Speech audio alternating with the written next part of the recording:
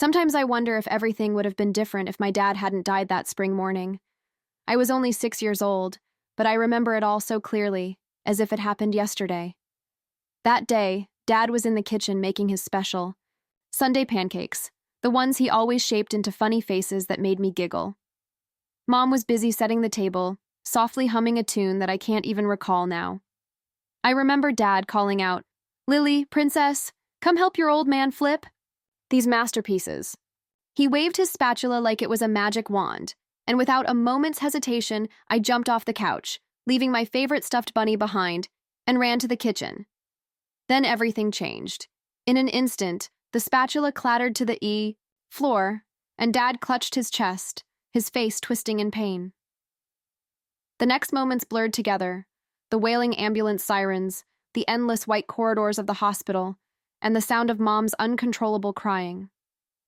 Just like that, my father was gone, and our house, once filled with laughter and warmth, became too big and too quiet. Mom didn't cry for long, however, not long enough for me to forget the day when she met Richard at a community support group for widowed parents. Richard seemed nice enough, tall, with kind eyes and a gentle smile that reminded me, in some small way, of Dad. Within a year, they were married, and he moved into our home. I tried to adjust to having a new father figure in my life, but soon Mom dropped another bombshell on me. She was pregnant. I remember the glow on her face as she told me that I was going to be a big sister. I was 8 when Tommy was born, and that's when everything started to change. Mom quit her job as an elementary school teacher, insisting that Tommy needs me. Whenever anyone questioned her decision, she would say it firmly. These early years are crucial for a child's development, she explained, leaving me with a question I never dared to ask. What about my early years? Were they not important too?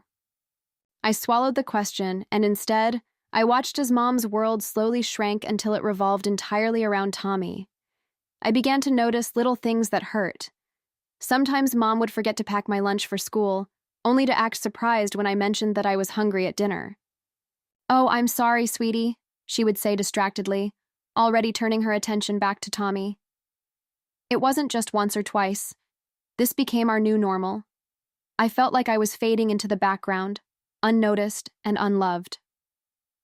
One evening, at dinner, I sat alone at the table doing my homework while Mom fussed over Tommy, completely ignoring me. Richard, who had noticed how I caught him watching Mom with a worried frown, sat down beside me. "You know, Lily," he said quietly, helping me with my math problems, "sometimes people get so caught up in one thing that they forget to see what else they might be missing." His gentle words were like a small light in the darkness. As Tommy grew older, the tension in our house became impossible to ignore. Richard tried many times to talk to Mom about her obsession with Tommy, but every conversation ended the same way, with Mom becoming defensive and angry. I remember one particular evening during dinner. Tommy, then about 5 years old, sat at the table pushing his food around his plate while Mom hovered over him, trying to convince him to eat just one more bite. "Sarah," Richard said, putting down his fork firmly, "we need to talk about this. You can't keep hovering over him like this. He needs to learn to do things on his own." Mom's face immediately hardened. "What are you trying to say? That I'm a bad mother? That's not what I meant. And you know it, Richard," she replied. Richard's voice remained calm as he said, "You've got 2 kids here, not just one, and you have a husband too." I pretended to be very interested in my mashed potatoes, but I was hanging on every word. "Tommy needs me," Mom snapped. "He's still so young," I muttered. Under my breath, I was young too, but nobody seemed to hear me. The situation finally reached a boiling point when Richard suggested enrolling Tommy in Little League Baseball. I was sitting on the stairs, supposedly doing my homework, when I heard them arguing in the kitchen. "Absolutely not," Mom's voice was shrill. "Do you know how dangerous baseball can be? He could get hit by the ball, twist his ankle, or, God's sake, Sarah, he needs to experience life. You can't protect him from everything." But Mom wouldn't budge. Instead, she enrolled Tommy in art classes at the community center. Still remember Tommy's sullen face as he sat there, mindlessly dragging his brush across the paper while the other kids tried to learn. After only 3 sessions, he quit and Mom blamed the teacher for not understanding her son's creative spirit. Meanwhile, Richard began to spend more time with me. Maybe it was his way of balancing out Mom's behavior, or perhaps he simply saw a child who needed someone in her corner. He took me to my karate classes 3 times a week, sitting through every session and cheering louder than any other parent whenever I earned a new belt. While I was flourishing under Richard's attention, Tommy was becoming increasingly difficult. His room turned into a complete mess with toys and clothes scattered everywhere, and every time Mom saw the state of his room, she would turn to me with that look I had come to dread. "Lily, be a dear and clean up Tommy's room," she would say, not really asking, but telling me what needed to be done. One day, Richard finally caught wind of this arrangement. "She's not his maid, Sarah," he protested. "He needs to learn to clean up after himself." That was when Mom burst into tears, pulling out what I knew all too well, her ultimate weapon. "You love him more than your own son, don't you? How can you treat Tommy this way?" I watched Richard's face fall as the fight left his eyes. He looked at me apologetically, then raised his hands in surrender. "Fine, have it your way," he said quietly, walking away. After that, he stopped arguing with Mom about Tommy, but the look he gave me said everything. He hadn't given up on me, even if he had given up on fighting with Mom.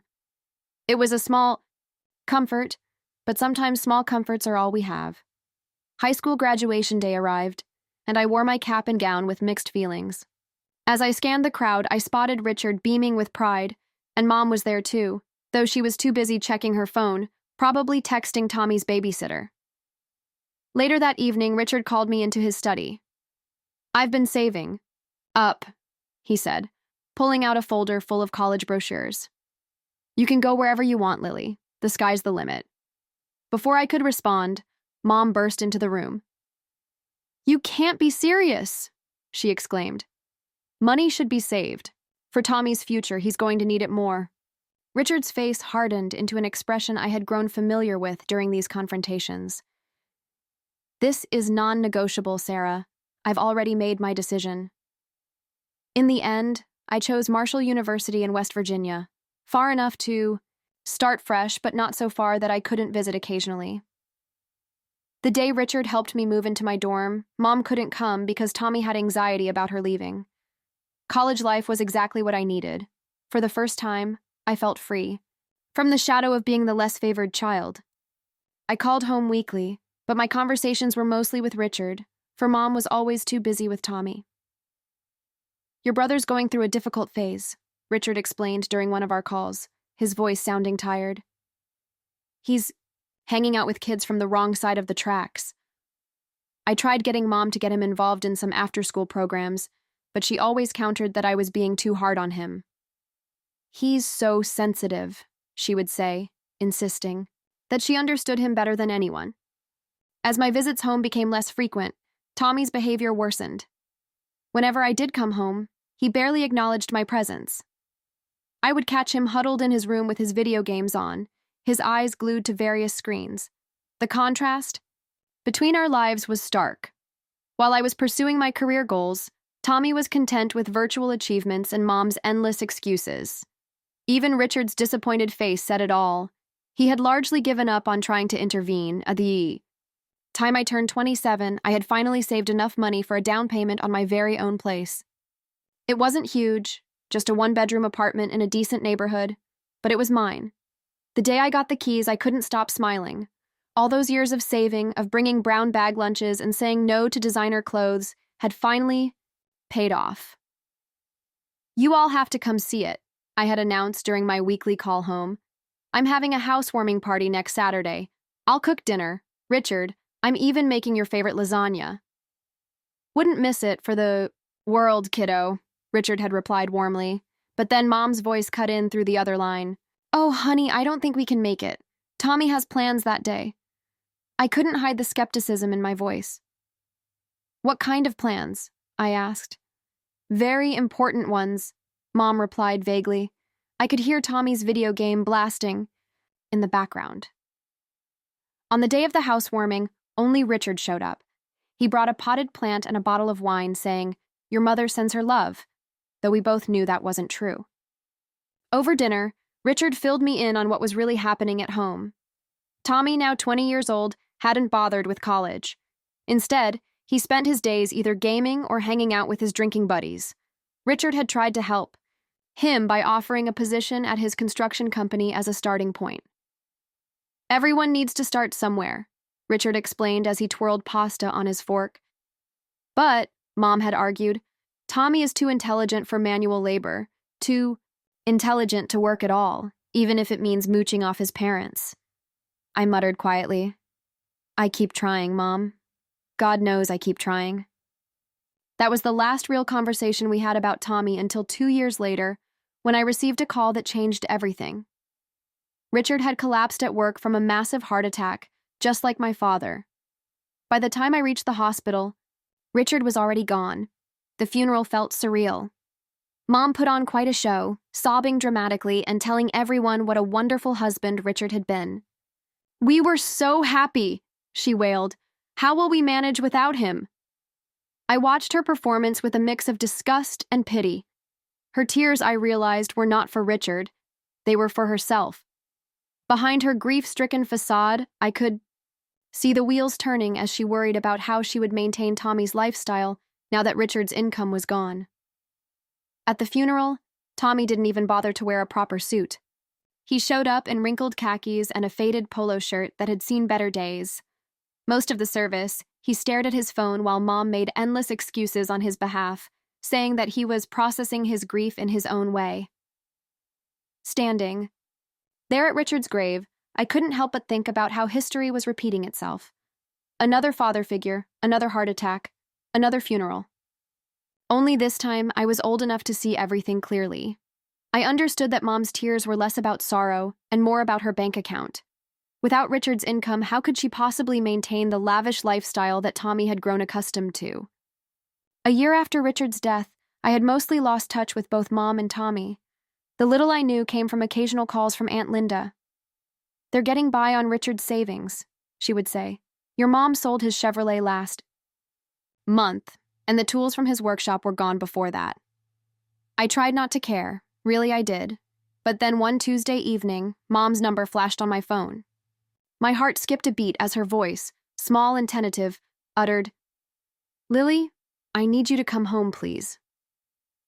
Something in her tone compelled me to book a flight for the very next day. When I pulled up to our old house, I barely recognized the place. The once pristine lawn that Richard had meticulously maintained was now overgrown with weeds. The paint on the window frames was peeling, and one of the shutters hung crookedly. But it wasn't just the house that had aged poorly. Mom had changed too.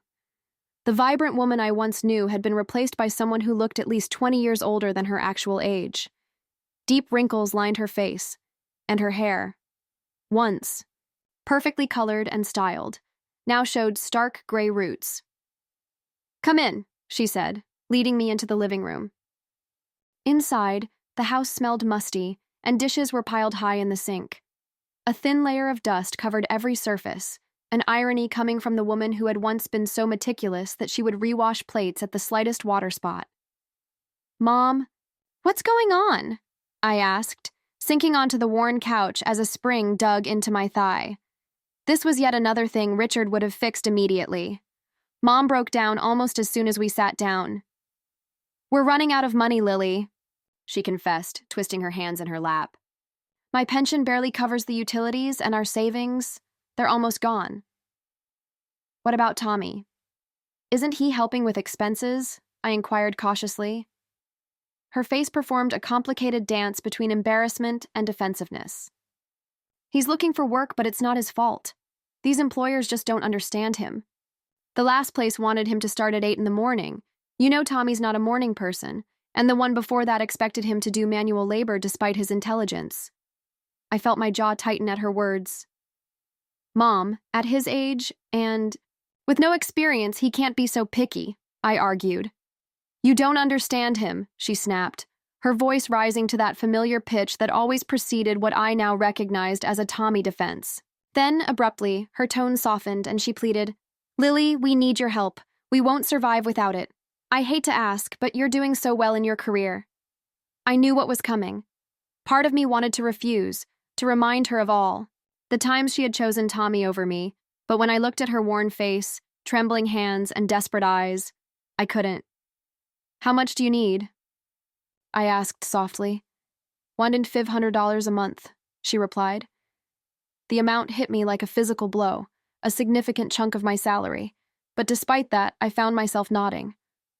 All right, I said quietly. I'll help. As I prepared to leave, I asked, Where's Tommy now? Mom brightened slightly. Oh, he's at a job interview for a very promising position with a tech company. Through the window, I could see the faint glow of Tommy's bedroom light and the familiar flicker of his computer screen. Some things never change. True to my word, I set up an automatic transfer of $1,500 to Mom's account every month. Each time I saw that deduction from my bank balance, I told myself it was the right thing to do, even if it meant postponing my own plans for a bigger apartment or a new car. I began visiting home more frequently, though each visit felt like stepping into a time capsule. Tommy was always there, either glued to his computer screen or sprawled on the couch with a beer in hand. How's the job search going? I would ask, only to be met with a curt, mind your own business, or sometimes just a grunt and an increase in his game's volume. During the holidays, I couldn't stand the state of the living room. The wallpaper was peeling, and a persistent water stain marred the ceiling, a detail that would have driven Richard crazy. So I spent my Christmas bonus hiring contractors to fix things up. When Mom sprained her ankle in February, I called to check on her. It's not so bad, she insisted, though I could hear the pain in her voice. Is Tommy helping you? I asked. He's busy with some online interviews, she replied. I ended up hiring a home health aide the very next day. The money I had been saving for a vacation quickly went to cover her wages for the next 3 weeks. Then, one day, I walked into the house and found a stranger sprawled across the sofa. She looked as though she had stepped out of a reality TV show, complete with fake nails that could double as weapons, heavy makeup, and clothes that left little to the imagination. She was scrolling through her phone, surrounded by empty chip bags and soda cans. Who are you? I asked, though deep down, I had a sinking feeling I already knew the answer. Before I could get another word out, Tommy emerged from his room. This is Candy, he announced casually. My fiancée. She lives here now. Candy didn't even look up from her phone. She simply popped her gum loudly. I watched in disbelief as she reached into the grocery bag I had just placed on the table and helped herself to the premium cookies I had bought for Mom.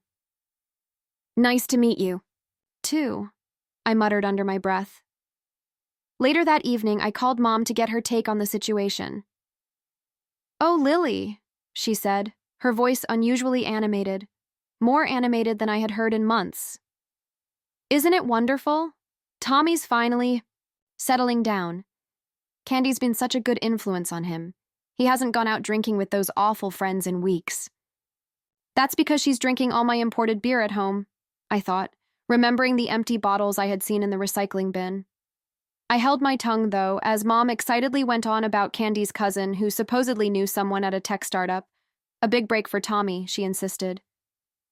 I made non-committal noises while my mind churned over the dozens of big breaks Tommy had mentioned over the years. Mom was so happy, living in her own bubble of perpetual hope, that I didn't have the heart to burst it.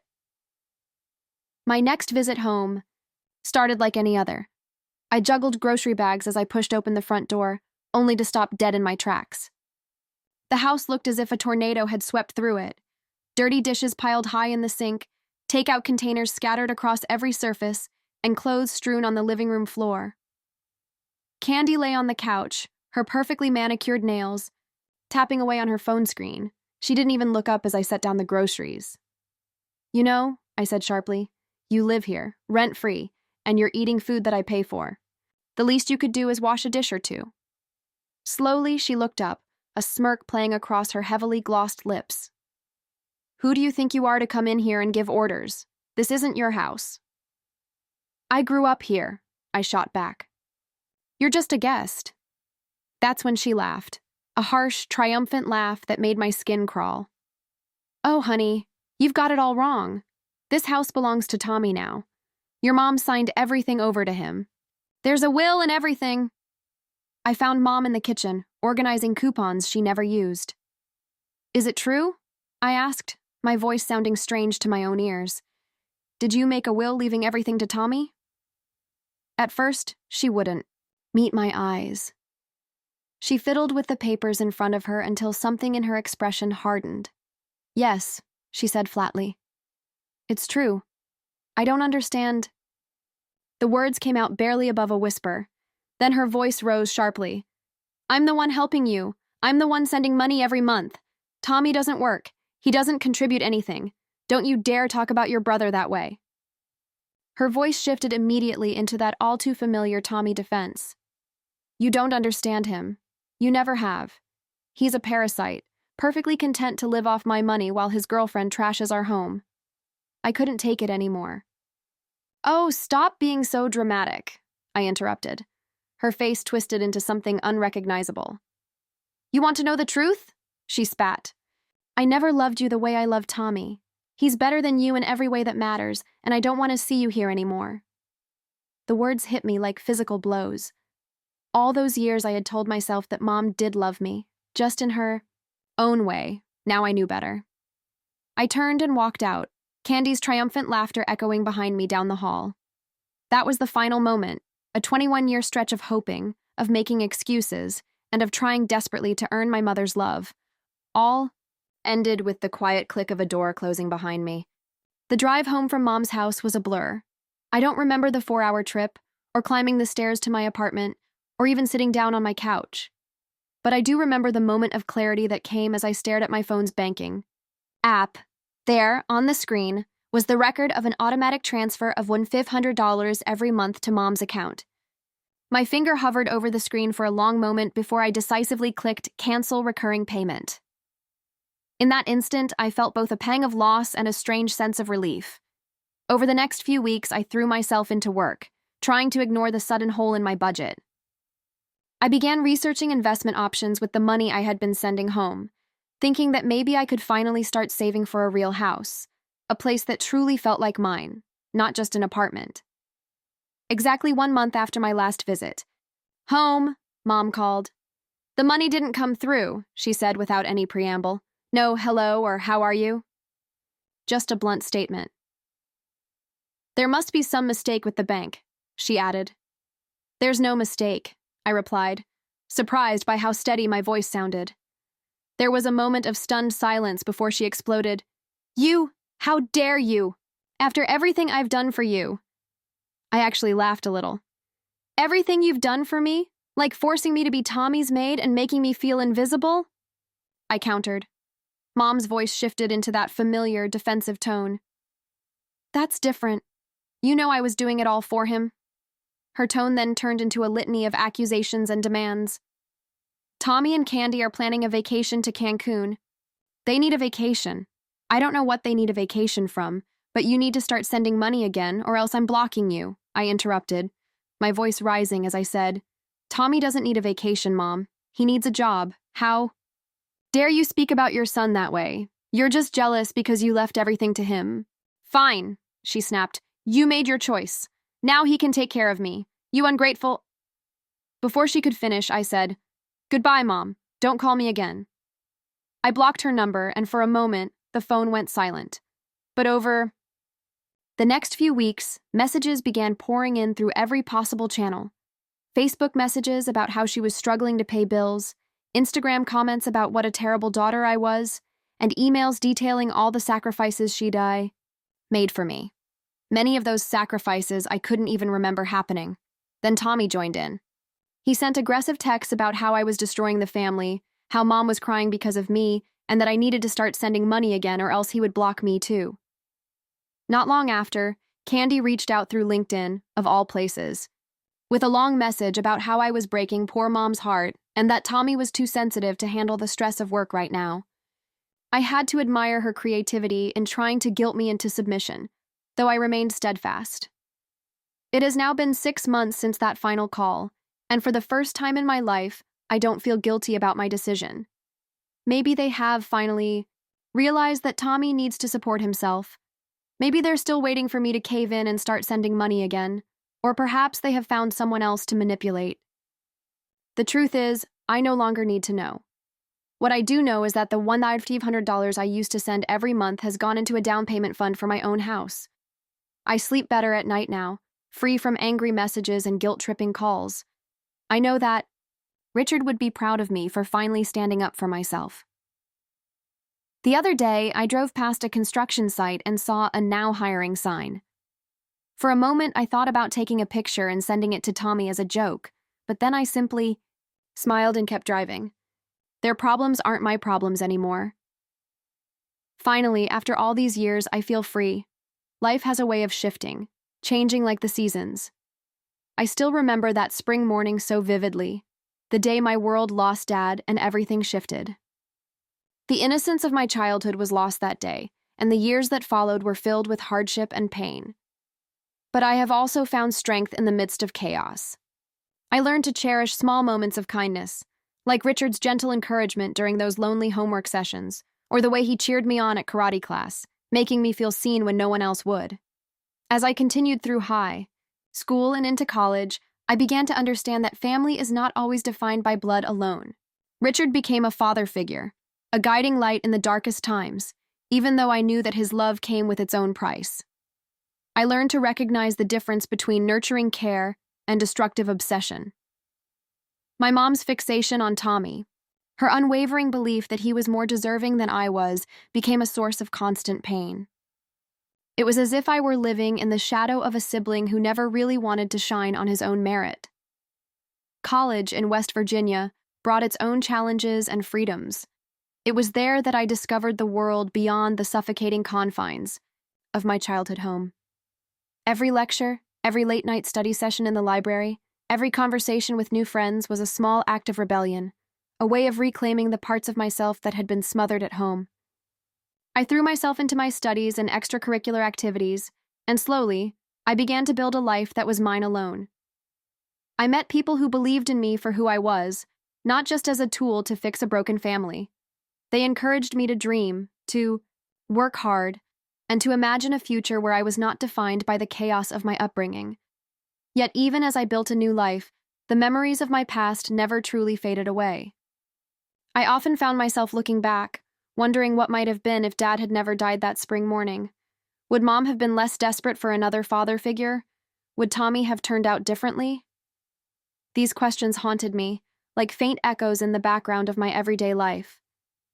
I tried not to dwell on them too much, but sometimes, in the quiet moments before sleep, I would close my eyes and see that small, cheerful kitchen where Dad once flipped pancakes with his magic spatula. My journey was not without setbacks. There were days when I felt overwhelmed by the weight of my responsibilities, the burden of supporting a family that had long since lost its way, and the constant pressure to live up to expectations that were never truly mine. I struggled with feelings of resentment and guilt, the conflicting emotions of wanting to help and needing to protect myself. Each month when I saw that $1,500 deducted from my bank account, I was reminded of the cost of love, a love that had been twisted into obligation and sacrifice. Over time, I learned to set boundaries. I realized that my worth was not measured by how much money I could send or how often I could patch up the cracks in a family that was falling apart. I started to invest in myself, saving for a down payment, on a real house, something that I could call my own. That small one-bedroom apartment became a symbol of my independence, a beacon of hope that whispered, "You are more than what they need you to be." The transition from a dependent child to a self-reliant adult was gradual and filled with moments of both triumph and heartbreak. I remember the long nights spent poring over textbooks in that tiny apartment, the sound of rain tapping on the window as I imagined a future that was bright and full of promise. I recall the bittersweet joy of receiving my college acceptance letter, the mixture of excitement and sorrow, knowing that every step forward meant leaving behind the chaos of my past. My interactions with Tommy grew more distant over the years. While I worked hard to build a stable life, Tommy seemed content to live in a perpetual state of distraction. He immersed himself in video games, in the world of online achievements, and in the company of friends who offered him little more than fleeting moments of escape. Our conversations became infrequent and terse, filled with silences and misunderstandings. I tried in my own way to reach out to him, to offer a hand of understanding, but he pushed me away, locked behind a screen and a stubborn refusal to change. His life, it seemed, was a mirror of the chaos that had always surrounded him, a stark contrast to the steady progress I had made. Then there were the moments of hope. There were times when Tommy would hint at change, a job interview, here, a new project there, and for a moment, I believed that maybe he was beginning to see the value of taking responsibility for his life. I clung to those glimmers of hope, even as reality often proved harsh and unyielding. Candy, too, played her part in this strange family drama. Her arrival had been abrupt and jarring, an unwelcome disruption to a system already on the brink. Yet, even as she asserted her dominance over the household, I couldn't help but notice that beneath her flashy exterior lay a deep-seated insecurity, a need to control and to be seen as important. As the years passed, I found solace in my work. My career in consulting began to take shape, and I built relationships with colleagues who respected me for my competence and my drive. I poured my energy into projects that challenged me, and gradually I realized that success was a form of healing. Each new achievement was a small victory over the past, a declaration that I was no longer defined by the pain of lost childhood or the burdens of a broken family. I invested in opportunities that promised growth, both professional and personal, and with each step, I distanced myself further from the cycle of dysfunction that had once seemed inescapable. Even as I flourished in my new life, the echoes of home continued to call to me. I visited whenever I could, partly out of a sense of duty and partly because I was afraid of what might happen if I completely severed those ties.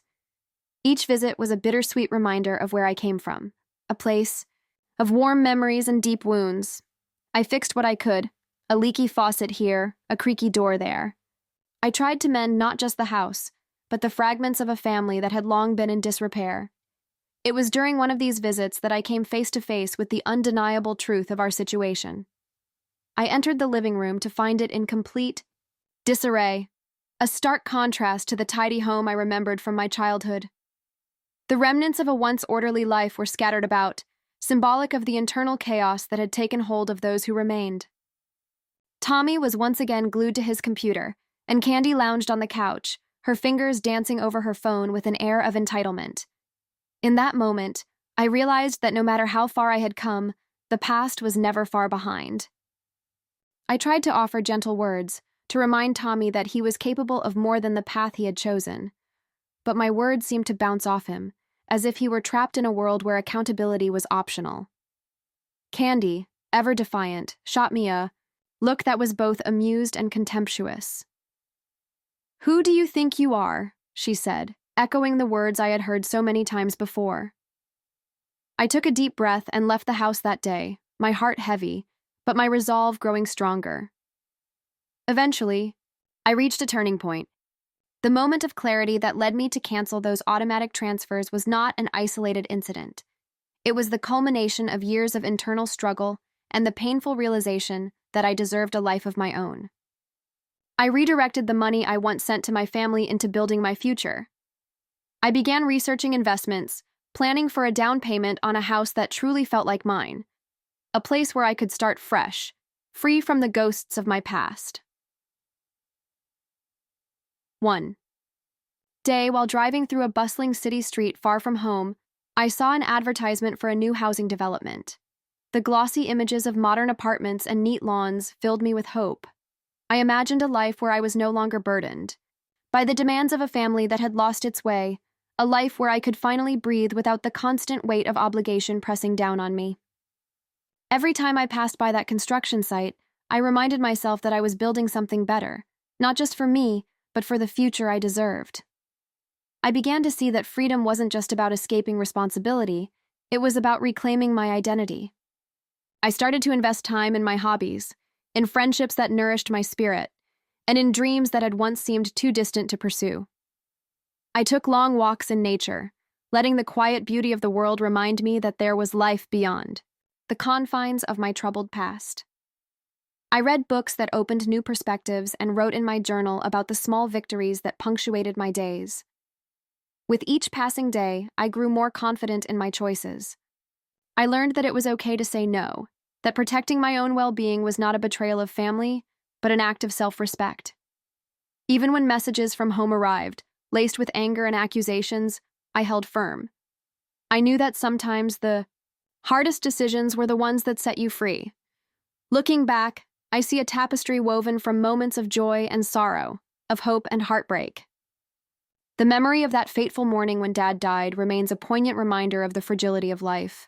But it also marked the beginning of a journey toward understanding that even in the midst of loss, one can find the strength to rebuild. My childhood, marred by tragedy and overshadowed by neglect, eventually gave way to a future where I learned to stand on my own 2 feet. Today, as I sit in the quiet of my own home, a small but comforting apartment that I worked so hard to secure, I feel a deep sense of gratitude. I am grateful for Richard's gentle guidance, for even his quiet withdrawal had shown me that someone believed I was worthy of love and attention. I am grateful for the lessons learned in the pain of my family's disintegration, for they taught me that self-respect and independence are treasures that no one can take away. The road has not been easy. There are still moments when I wonder about what could have been. If only Dad had lived. If only Mom had balanced her love differently. If only Tommy had chosen a different path. But those questions, though they linger at the edges of my mind, no longer control me. I have learned that the past is immutable, yet it does not define the future. I have embraced the power of choice, and each day I choose to invest in my own happiness, my own growth. I still hear echoes of family arguments and desperate pleas in my dreams, and sometimes I see flashes of a younger me, standing in a kitchen filled with laughter and loss. Yet, I also see the person I have become, a person who has learned that freedom is not the absence of pain, but the ability to live despite it. I have learned to forgive, not for the sake of others, but for my own peace of mind. Now, as I continue on this path, I remain vigilant. I know that the lure of old habits and the siren call of family obligation can resurface when least expected. But I have built a fortress around my well-being, brick by brick, with every hard decision and every small victory. I invest my energy in projects that matter to me, in relationships that nurture rather than deplete, and in dreams that promise a future defined by hope rather than regret. In the quiet moments of evening, when the world outside is hushed and the only sound is my own heartbeat, I reflect on the journey that has brought me here. I think about that small, brave child who once ran to the kitchen to help Dad flip his magical pancakes, oblivious to the tragedy that would soon unravel. That child, who had so much to give and so many dreams to chase, has grown into an adult who now understands the true cost of sacrifice. I have learned that sometimes, loving someone means knowing when to let go, even if it hurts. There are days when I still feel the sting of loss, the echo of a family that once was and will never be again. But I have also come to see that those losses have shaped me into someone resilient, capable of finding beauty in unexpected places. I have learned that my self-worth is not measured by the sacrifices I make for others, but by the care I take of myself. Every bill I pay, every goal I achieve, every small improvement in my life is a quiet act of rebellion against the chaos of my past. And so, I move forward, step by determined step, into a future where I am finally free. Free from the heavy expectations, free from the manipulation and guilt, and free to define my own happiness. I know that challenges will come, as they always do, but now I face them with a clear mind and a resolute heart. I have built a life that is mine alone, a testament to the power of self-determination and the courage to break free from the bonds of the past. Looking back on all these years, I see that every hardship, every moment of despair, led me to this point. I have learned that sometimes the hardest choices are the ones that light the way to a better tomorrow. I have learned that family, in all its messy, painful complexity, can sometimes become a chain that holds you back rather than a foundation that supports you. And I have learned that true freedom comes when you decide to invest in yourself, when you allow your own dreams to take flight. I still wonder sometimes if things could have been different. I still hold on to the memories of Dad's laughter and the magic of those Sunday mornings. Yet I also embrace the lessons learned from every tear, every harsh word, and every broken promise. Today, as I build my future, I choose to honor those memories not with regret, but with gratitude for the strength they have given me. In this small apartment, every dent in the wall and every scuffed floor tells a story of survival, resilience, and the quiet triumph of choosing oneself over a past that no longer serves. And though the journey is far from over, I know that I have finally found a way to live on my own terms. I am free, and in that freedom lies the promise of a future that is bright, hopeful, and entirely my own. This is my story, a tale of loss, struggle, and eventual liberation.